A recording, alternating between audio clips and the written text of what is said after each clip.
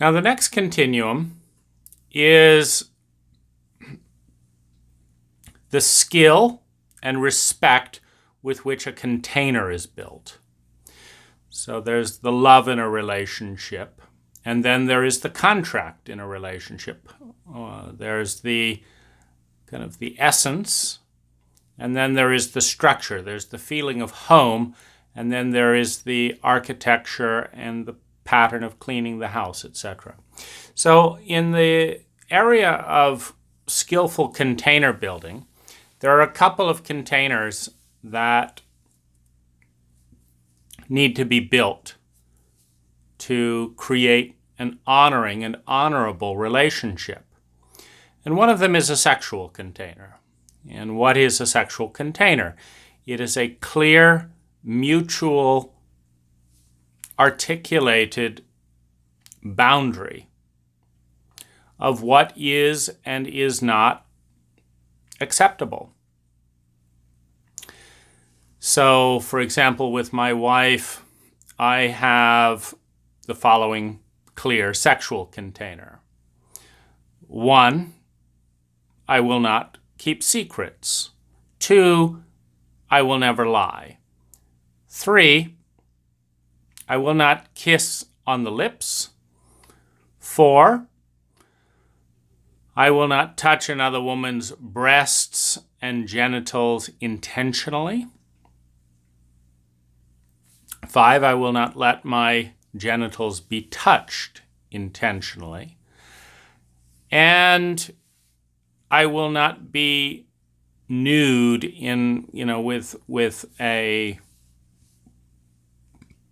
intent of sexuality. That's differentiated from being in a hot tub, in a clothing optional facility, etc. So that's the sexual container with other people. There's also a certain degree of sexual expectation and boundary within the relationship based on both people's sexual preferences. So this is the sexual container. Now, in many ways, it's more important to have an emotional container. Now, an emotional container begins with respect, which begins with awareness. And so there's an awareness of what are the sensitivities? And these are objects. For example, my father did a lot of power tripping and humiliation games.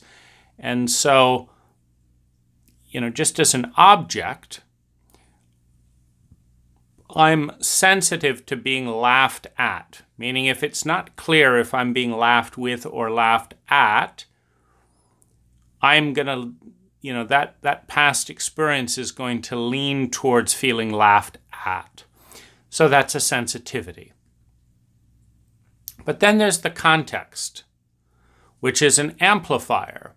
For example, when I'm feeling upset or out of control, that's a context.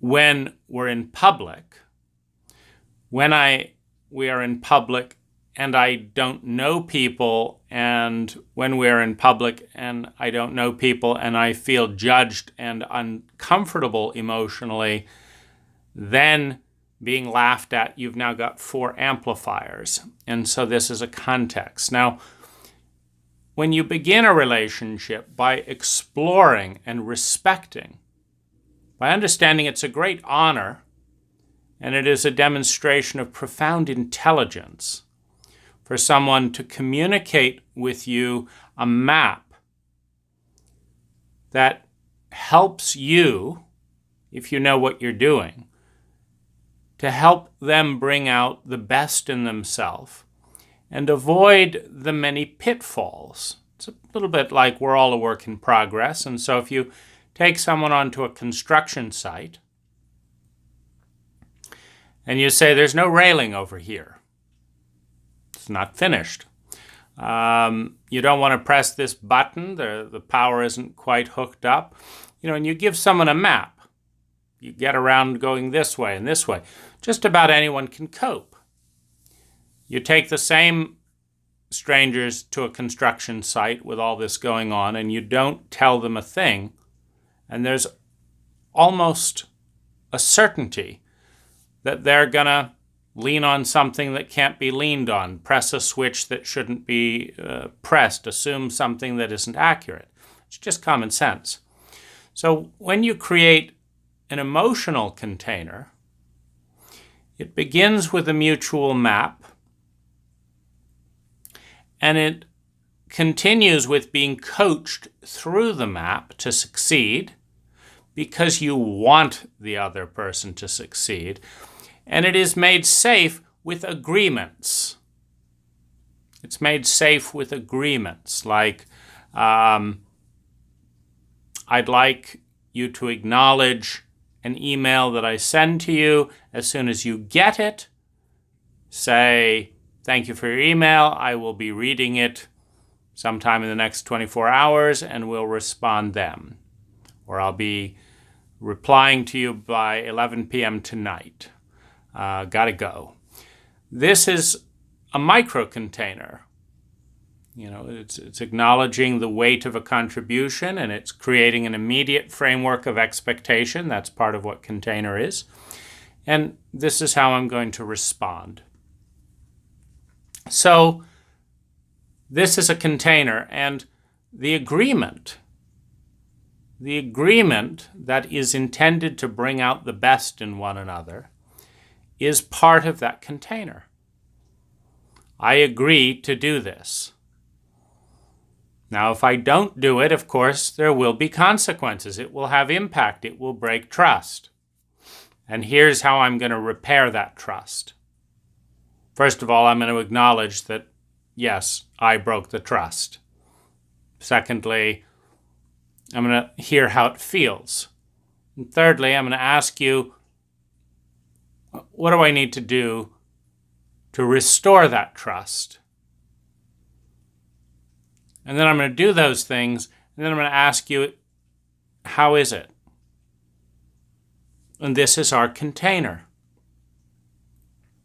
Now, the emotional container is one of the single most important variables here, because one of the easiest and most certain ways to violate someone is to invite into the space some of the most sensitive psychic terrain imaginable, which in a lover relationship begins by reenacting some of the infantile terrain.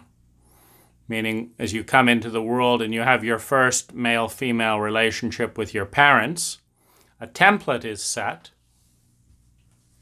and that template defines the pattern that you're going to go through archetypally, usually at a faster speed, as an adult when you enter a new relationship. That uncertainty, that unknown. Connecting in feminine areas, connecting in masculine areas. You're going to re-navigate that terrain. You may do it in a matter of hours, what happened in a matter of years as an infant, but you're going to go through that terrain. It's very vulnerable. That's why many relationships don't get off the ground. And so to go into that terrain and have no sense of how to respect and honor it leads to almost certain violation. And so when you have two people establish a conscious emotional container intended to honor the emotional terrain that comes up for both people, the safety goes way up, the probability of violence and or abuse goes way down, because you abuse someone consciously or unconsciously when you don't ask, when you don't tell, and when you trigger something by reenacting a childhood abuse pattern in some way that touches into that terrain and then activates the abuse cycle by, for example, if you could not attach in a secure way with either parents and someone comes in, touches that psychic terrain, and then says, see you around, it's just activated that insecure attachment because you don't know, are you in, are you out, what's happening, can you lean, can you not? And so that circuitry is triggered again. But if somebody understands that, and you take the time to build a container, then you don't say, see you around. You say, we're in that vulnerable terrain, right, where things are just getting established, so here's what we're going to do. Before we leave this time, we're going to set a new time. Tuesday, 7 p.m. next week, and we will continue the container at that time. Let's not be in touch until then because I've got a heavy week and this is what's going on. But I will be there then. That breaks the pattern. The uncertainty. What are we? I don't know. Breaks the pattern. For someone else, if it's being controlled and dominated and it's like I have to do and I have to be perfect and this and that, let's break the pattern. Let's leave it open. We're going to consciously create a container in which you don't have to be anything and you just call and we'll call. And of course, when you create a container, you're partly sifting and sorting. Are you compatible? Because if one person needs an unusual degree of certainty based on childhood trauma, and another person feels controlled at the slightest thing based on childhood trauma, there's no way to give each other what you need there. But when you map it out, there is an easy way to understand that it's not personal and to wish each other well in finding another match. So this is a continuum on that plays in highly in the abuse probability field. Continuum number 3. How well do you love the little boy and the little girl in you, and by extension, the little girl and the little boy in your partner? In other words, when you fall in love, there's that giddy feeling, there's that joy, etc. You're going through the terrain of the inner child. Falling in love is all about the child. Standing maturely in love with discipline is about the adult, and that evolves with time, and it's also an adult choice. It doesn't happen instinctively. The falling in love happens instinctively. The falling out of love happens instinctively. The choosing to stand in love is a willed and more mature choice. But as you fall in love and embrace the childlike terrain of innocence, of trust, of silliness, of joy, of delight, how friendly are you and your partner with that terrain? Now, in chauvinistic cultures such as the United States, there is a tremendous amount of patronizing derision dished out at this terrain in the psyche. Go get a room. You make me sick. Oh, it's sickening. How soppy. There's a tremendous amount of hostility from the adolescent parts, those that very young part in the psyche that says, oh, that's disgusting, that's yucky, I don't like it, and so the 8 to 15-year-old. But this can do a lot of harm. And so as someone enters into their innocence or their need or etc., if you love that part and understand the tenderness, and you love that part in yourself, and so you're able to cry, you're able to laugh, you're able to be silly and play, it brings a tremendous amount of life and joy into the relationship. And where this ties in as a continuum in abuse and violation or violence is shame is a real wall that people hit. And the more of us that we feel safe expressing the magic, the child, the innocence, the silliness, when we feel really safe, we express that part of ourselves. And if it's honored, and I enjoy your playfulness, and thank you for trusting me, and thank you for letting me in, and what fun that we can have silliness. If you enjoy all that and let that come in, it reduces fear, it reduces stress, it reduces pain, and it creates excitement and possibility and flow.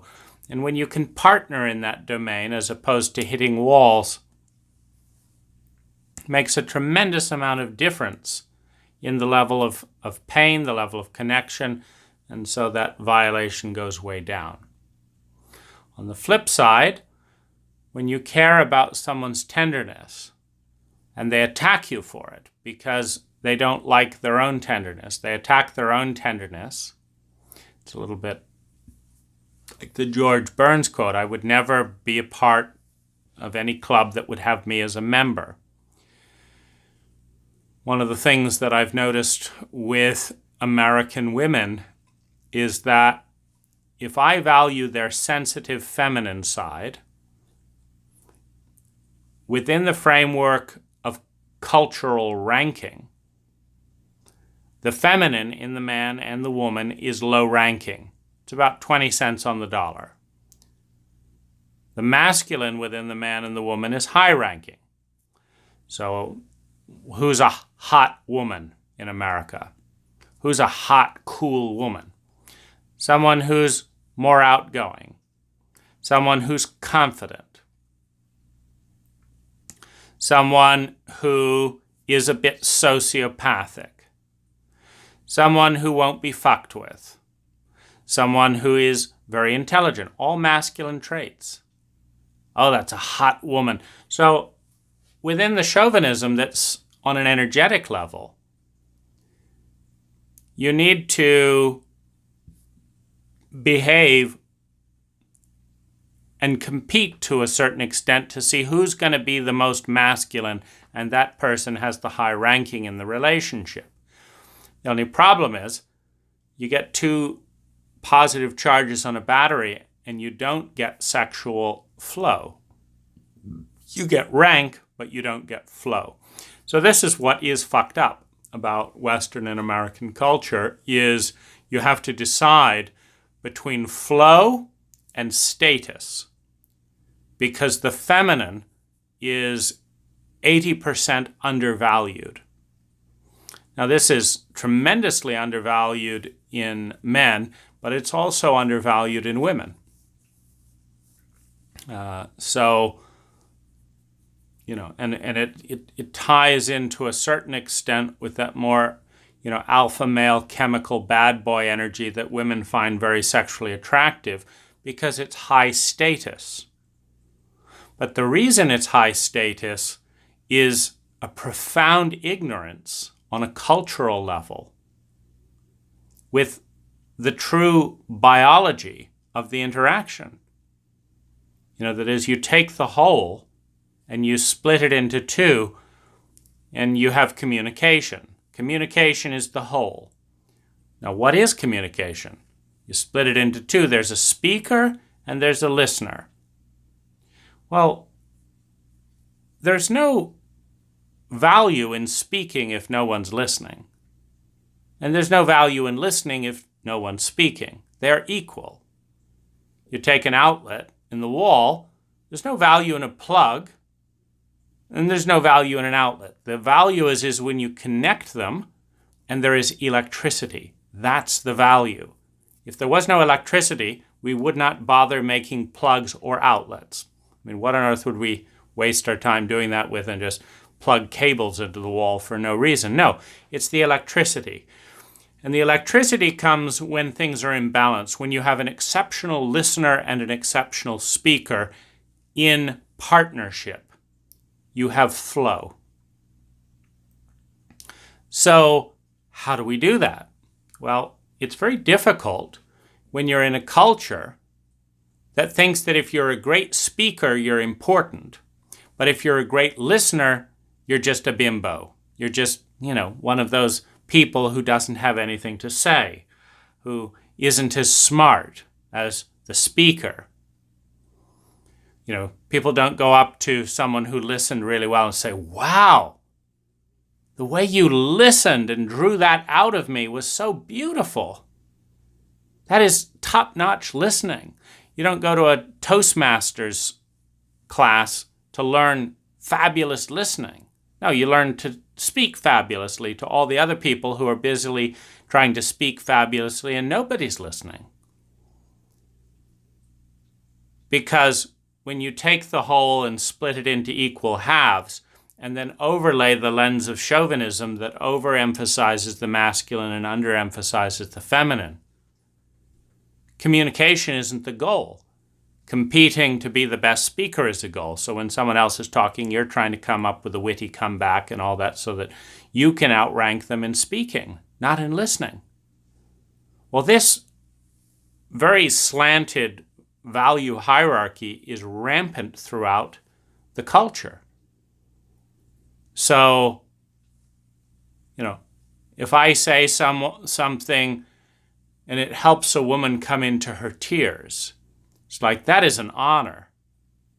She's honoring me. She's letting me touch her emotionally. She's feeling. She's letting it move through her body. And this is one of the most beautiful and feminine things that one can bring to a relationship, and vice versa. And yet, how many times have we heard too emotional? I'm sorry. So I have, women get up and say, I'm so sorry. I don't know what came over me, my feminine side. I apologize. I'm going to go away and be feminine in shame away from here. And then I'll talk to you later when I'm presentable, i.e. when I'm able to be acerbic, cutting, competitive, and masculine again. Then I will come back and we'll play the competing game, which is a no-win game because no matter who ends up being the best speaker, nobody's listening. So, there's this dance. Now, this creates friction on major levels. So, in this continuum, the symmetry of masculine and feminine is a major point in respect or friction. If you can have, a nice flow from great speaking to great listening to great speaking to great listening to great giving to great receiving, from great learning to great teaching, from great opening to great closing, to profound sensitivity to profound toughness, if you can move within this masculine and feminine wave, in and out, a great beginning and a great ending, if you can move and respect the full wheel, there's an incredible amount of value and very little, very little violence, very little violation. There's also minimal frustration, because when someone leans into talking and someone really listens and receives, there's a feeling of joy. When someone really listens and someone feels that and talks into that space, there's a growth that occurs. When someone talks and everyone is ignoring them, there's pain, there's dishonor. There's dishonoring of the self, of the relationship, and the other. And we have so much dishonor, which is a violation, which is abuse, which leads to pain, which leads to escalating symptoms of abuse, be they addictive or violence or shaming, etc. So this is another very important continuum, the masculine-feminine balance.